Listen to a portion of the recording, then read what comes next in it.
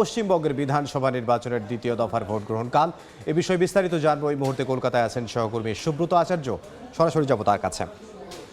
সুব্রত, দেখুন, রাত পোহালেই দ্বিতীয় দফা অর্থাৎ শেষ দফার ভোট, তার আগে ডিসিআরসি অর্থাৎ যেখান থেকে ইভিএম ভিভিপ্যাট সহ ভোটের কাজে ব্যবহার্য সামগ্রী নিয়ে থাকেন ভোট কর্মীরা, সেখানে চলছে চূড়ান্ত ব্যস্ততা। আপনি জানেন যে কলকাতা ও এর আশেপাশে 7টি জেলায় আগামীকাল সকাল 7টা থেকে ভোট গ্রহণ শুরু হবে এবং কোনো রকম বিরতি ছাড়াই ভোট গ্রহণ চলবে 6টায়। এই নির্বাচন কমিশনের নিয়ম, ভোট গ্রহণ কেন্দ্রে অর্থাৎ ভোট কেন্দ্রে লাইনে দাঁড়ানো থাকা প্রত্যেক ভোটারের ভোট দেওয়ার শেষ হলেই তবেই ভোট কেন্দ্র থেকে ভোট কর্মীরা চলে যেতে পারেন। এরই মধ্যে নির্বাচন কমিশনের পক্ষ থেকে বলা হচ্ছে যে ভোটের যে সমস্ত কাজ, নিরাপত্তা, সেগুলো সব চূড়ান্ত করা হয়েছে।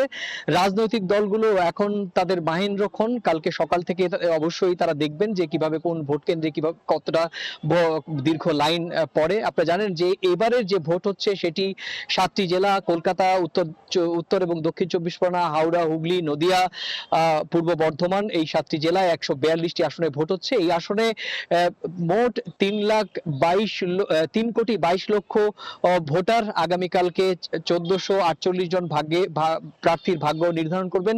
এবং অবশ্যই বলা যায় যে আগামীকাল যাদের ভাগ্য নির্ধারণ হবে তাদের মধ্যে অন্যতম পশ্চিমবঙ্গের বর্তমান মুখ্যমন্ত্রী মমতা বন্দ্যোপাধ্যায়, বিধানসভা বিরোধী দলীয় নেতা শুভেন্দু অধিকারী, তারা কিন্তু পরস্পর মুখোমুখি লড়ছেন দক্ষিণ কলকাতার ভবানীপুর কেন্দ্র থেকে। এছাড়াও মমতার মন্ত্রিসভায় সবার অন্ততপক্ষে 20 জন মন্ত্রী, প্রতিমন্ত্রীর ভাগ্য আগামীকাল নির্ধারণ হয়ে যাবে, ভোটাররা নির্ধারণ করবেন। একই সঙ্গে কয়েকজন টলি তারকা, তারা কেউ বিজেপি থেকে দাঁড়িয়েছেন, কেউ তৃণমূল কংগ্রেস থেকে দাঁড়িয়েছেন, কেউ সিপিএম থেকে দাঁড়িয়েছেন, তাদেরও ভাগ্য নির্ধারণ করা হবে। আপনি জানেন যে গত দফায় 23 এপ্রিল প্রথম দফায় যে নির্বাচন হয়েছে, সেই নির্বাচন 16 জেলায় 152টি আসনে নির্বাচন হয় এবং নির্বাচন অতীতের নির্বাচনের তুলনায় সহিংসতাহীন, রক্তপাতহীন, প্রায় সুষ্ঠু অবাধ নির্বাচন পরিচালনা করে ভারতের নির্বাচন কমিশন। কিন্তু এই দফায় অর্থাৎ রাত পোহালে যে ভোট হবে, সেই ভোটের সহিংসতা মুক্ত হবে কিনা সেটি কিন্তু ইতিমধ্যে বিভিন্ন রাজনৈতিক দলের পক্ষ থেকে তাদের আশঙ্কা প্রকাশ করা হয়েছে। কারণ আমরা দেখেছি গতকাল রাতে বিক্ষিপ্ত কিছু সংঘর্ষের ঘটনা ঘটেছে, সেখানে একজন কেন্দ্রীয় বাহিনী গুলিবিদ্ধ হয়েছেন।